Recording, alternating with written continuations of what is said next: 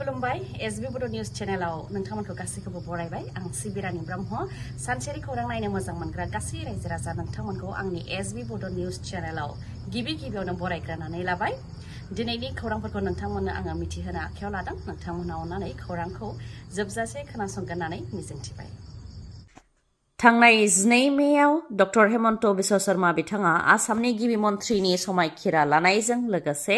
आसामनि साब्रै एमएलएफोरा मन्थ्रि महरै समायखिराखौ लादोंमोन दा साब्रै मन्थ्रिफोरनो बिबान राननानै होनाय जाबाय बेनि मादाव रामेश्वर तेली बिथांनो ट्रान्सफरमेशन एन्ड डेभेलपमेन्ट बिफानजों लोगोसे लेबार वेलफेयार आरो टी ट्राइब्स एन्ड आदिवासी वेलफेयारनि बिबानखौ होनाय जाबाय अतुल बरा बिथांनो पंचायत एन्ड रुरेल डेभेलपमेन्टजों लोगोसे implementation of Assam accord border protection and development आरो एक्साइजनि बिबानखौ होनाय जाबाय ओजोंहाय चरण बर' बिथांनो ट्रेन्सपर्टजों लोगोसे वेलफेयार अफ बड'लेण्डनि बिबानखौ होनाय जाबाय आरो अजन्ता नायक बिथांनो वुमेन एन्ड चाइल्ड डेभेलपमेन्टजों लोगोसे टुरिजम बिफानखौ होनाय जाबाय गिख्रंथाव बारहुंखा बारनायजों मोनसे रायजोआव सानसेयावनो 89 सुबुङा जिउ खोमानो गोनां जादों बारहुंखाजों लोगोसे अखा आरो सारअन्थाइ गावनायजों मोनसे रायजोआव सानसेयावनो 89 सुबुङा जिउ खोमानो गोनां जादों उत्तर प्रदेशनि गोबां जिल्लायाव सुबुंनि जिउ खहा जानायजों लोगोसे धोन सम्पथिनिबो खहा जादों उत्तर प्रदेशनि प्रयागराज जिल्लायावनो 21 सुबुंनि जिउ खहा जादों जेराव बांसिन बारहुंखा आरो सारअन्थाइ गावनायनि गोहोमा गोग्लैदों बेनि उनाव sant रविदास नगराव 14 सुबुङा जिउ खोमानो गोनां जादों फातेहपुराव 11 मिर्जापुराव 10 बेबायदिनो उन्नाव बाराली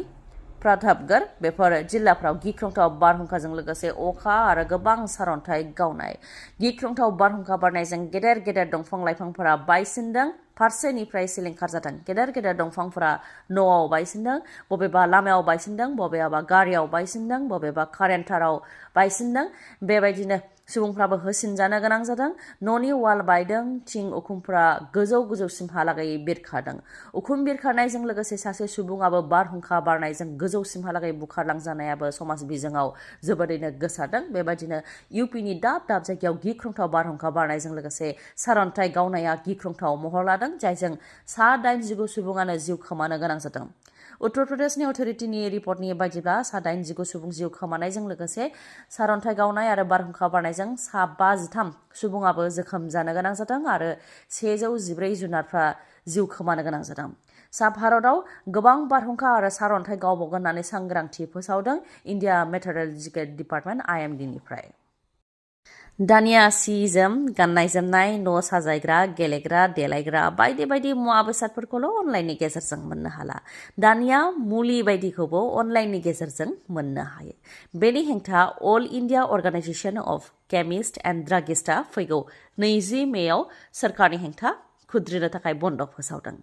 2,40,000 केमिस्ट आरो हलसेल ड्राग रानग्रा अदेबानि मुलि गलाफोरा हादर नाङैनो 20 मेयाव धरना होगोन बेनिखायनो गलाफोरा बन्द थागोन आयेन बेरेखायै फार्मासि बा अनलाइननि गेजेरजों जेबो नेम फालियालासे बा जेबो नेम निथि गैयालासे मुलि फानगासिनो दं होननानै बिथांमोना फोरमायथियो आरो बे अनलाइन मुलि फाननायाव गोबां डिसकाउन्ट बा खम बेसेनावनो फाननाय जायो जायजों दखान होनानै मुलि फानग्राफोरा गोबां खहा जादों बा बिथांमोनाव गोबां गोहोम गोग्लैदों होननानै फोरमायथियो अनलाइननि गेजेरजों मुलि फाननायाव देहाखौ जेबो आनजाद खालामालासे मुलि फाननानै सुबुंफोरनि सावस्रिजों गिथावनायै गेलेनाय जादों होननानैबो बुंथियो बिथांमोना डक्टरा हरनाय मोनसे प्रेसक्रिप्शनखौनो AI जों गोदान बानायनानै बा AI जों बानायफिननानै गले बाहायो आरो अनलाइननि गेजेरजों मुलिफोरखौ फानो नाथाय अनलाइननि गेजेरजों मुलि फाननानै सुबुंनि जिउजों गेलेनाय जागासिनो दं होननानै फोरमायथियो बेखौ लानानै सरखारखौबो गोबां खेब बुंदोंमोन नाथाय सरखारा जेबो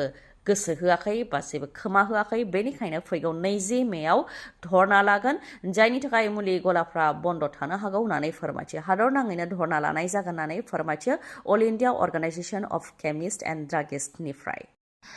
भारतनि प्राइम मिनिस्टार नरेन्द्र मदि बिथाङा जानाय थाव बाहायनायखौ खम खालामनायजों लोगोसे पेट्रल डिजेलनि बाहायनायखौ खम खालामदों आरो सना रुफा बायनायखौ बन्द खालामथ'नो थाखाय खावलायनायनि उनाव आसाम सरकाराबो बेनि सायाव राहा लादोंमोन दा दिल्ली सरकार रेखा गुप्तायाबो बेनि सायाव राहा लादों दिल्लीयाव मावख'गिरिफोरखौ सप्तायाव खेबनै न'निफ्रायनो मावनो थाखाय बिथोन होदों थांलाय फैलाय खालामनायजों पेट्रल डिजेला जाहाथे खरसा जाया बा पेट्रल डिजेल बाहायनायखौ जाहाथे खम खालामनो हायो बेनि थाखायनो दिल्ली सरकारा बे राहाखौ लादों ओजोंहाय जोंनि आसामावबो आसाम केबिनेटआव पेट्रल डिजेलनि बाहायनायखौ खम खालामनो थाखाय माखासे थांखिफोर लादों आसाम सरकारा रायजोआव जाब्रथाय जानाया बारा जादों आरो जाब्रथायजों जिउ खोमानांनाय सुबुंनि अनजिमायाबो बांदों बेनिखायनो क'क्राझाराव जाब्रथायखौ खम खालामनो थाखाय सांग्रां जादों क'क्राझाराव डिसि एसपि आरो क'क्राझार हान्थामेला बिफाना सांग्रां जादों एक्सिडेन्ट जाग्रा जायगाफोराव रड सेफटि इन्सपेक्सन खालामनायजों लोगोसे सांग्रांथि होदों गुबै लाइमोनफोर जायफोर हेलमेट गानालासे मटर साइकेल सालायो आरो जायफोर नांनायनि बारा गोख्रैथिजों मटर साइकेलखौ सालायो बिथांमोन लाइमोनफोरखौ लाखिनानै सांग्रांथि होनाय बा बुजायनाय हाबाफारि लादों बिथांमोना क'क्राझारनि डिसिआ फोरमायथिनाय बायदिब्ला बे बोसोर अदेबानि 2026 मायथाइनि थांनाय बे 4 दानावनो क'क्राझार जिल्लायाव गासै 47 सुबुङा जाब्रथायजों जिउ खोमानो गोनां जाबाय आरो बे दाननि 14 मेसिमावनो 7 जाब्रथायजों जिउ खोमानो गोनां जाबाय गुबै जाहोना जाहैबाय नांनायनिख्रुइ बांसिन गोख्रैथिजों गारि मटर सालायनाय जायनि जाहोनाव जाब्रथाया गले गले जानो मोन्दों आरो जाब्रथायजों लाइमोनफोरा जिउ खोमानो गोनां जादों होननानै फोरमायथियो क'क्राझारनि अनगायैबो चिराङावबो फिन जाब्रथाय चिरांनि बिजनी बलामगुरियाव जाब्रथायजों सासे सुबुङा जिउ खोमानो गोनां जादों जिउ खोमानांनाय सुबुङा बिजनी अक्सिगुरिनि थागिबिमोन 21 बोसोर बैसोनि करण मालिक होननानै मिथिनो मोननाय जादों जोबोद गोख्रैथिजों मटर साइकेल सालायनानै गाव हारसिंनो जाब्रथायाव गोग्लैनो गोनां जादों जायजों जिउ खोमानो गोनां जादों बिजनी अक्सिगुरिनि थागिबि करण मालिकआ आसामनि चराइदेआव थानाय मधुरापुर बागिचा प्राइमारि स्कुलनि फोरोंगिरि मोहम्मद आरिफुल इस्लामखौ एरेस्ट खालामनाय जाबाय आरो सासपेन्डबो खालामनाय जाबाय मोनसे भिडिअ'आ समाज बिजोङाव गोसारदोंमोन जेराव फोरोंगिरि मोहम्मद आरिफुल इस्लामा फरायसुलि आरो फरायसाखौ गाज्रि बुनायनि भिडिअ'खौ नुनाय जादोंमोन मोहम्मद आरिफुल इस्लामा सासे फरायसुलिखौ सोबानायजों लोगोसे गनजों गाज्रि बुदोंमोन आरो सासे उन्दै फरायसुलाखौ बामखांनानै फार्स्ट फ्ल'रनिफ्राय खोरखिजों गारहरनो थाखाय सिगिसग' खालामदोंमोन बेनि उनाव बुनायखौबो नुनो मोननाय जादोंमोन बेबायदिनो सासे सानैल' फरायसाखौ नङा गुबुन गुबुन फरायसाफोरनि सायावबो बेबायदि हाराहास्ति खालामनाया सोराङाव फैदोंमोन बेनि उनावनो दा मोहम्मद आरिफुल इस्लामखौ सासपेन्ड खालामनायजों लोगोसे एरेस्टबो खालामबाय फैगौ साननैसोआव गुवाहाटीजों लोगोसे आसामनि गुबुन गुबुन जिल्लाफ्राव गोबां अखा हानायजों लोगोसे बारहुंखा आरो सारअन्थाइ गावनाय जानो हागौ होननानै सांग्रांथि होदों बोथोर बिगियाननिफ्राय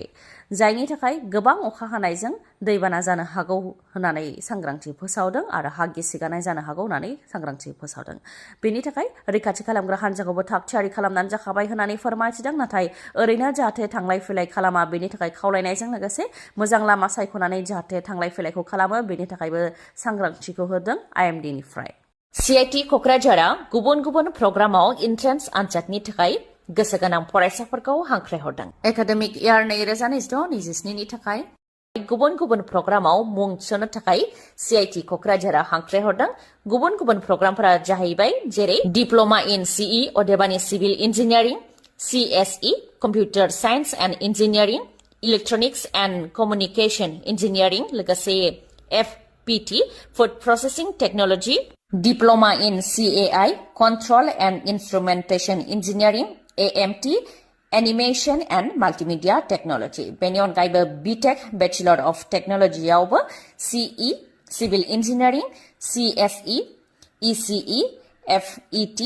आरो IE अदेबानि इन्स्ट्रुमेन्टेशन इन्जिनियारिं बेफोर प्रग्रामनि थाखाय लोगोसेनो बैचलर ऑफ डिजाइन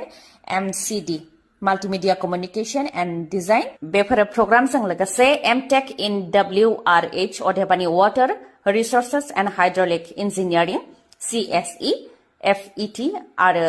GET अदेबानि green energy technology MDes in MCD अदेबानि multimedia communication and design PhD in CE CSE ECE FET IE अदेबानि इंस्ट्रुमेंटेशन इंजीनियरिंग ME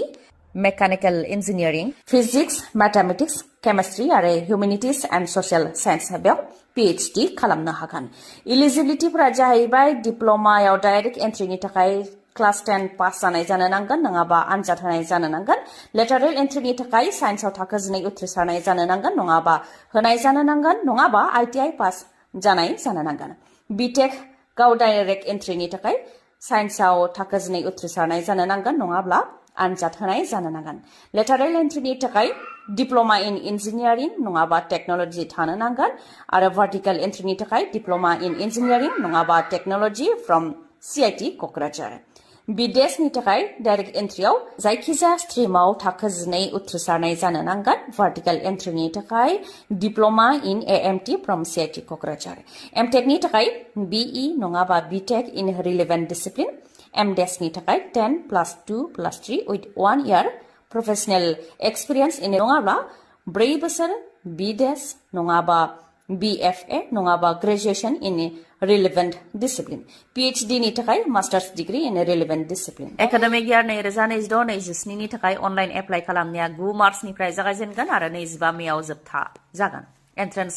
एग्जामा डिप्ल'मा आन्डार ग्रेजुएट पोस्ट ग्रेजुएटनिया 7 जुनाव जागोन आरो PhD निया 14 जुनाव जागोन रिजाल्टआ डिप्ल'मा आन्डार ग्रेजुएट पोस्ट ग्रेजुएटनिया 24 जुनाव फोसावगोन PhD नि थाखाय उनाव आलदायै नटिस फोसावनाय जागोन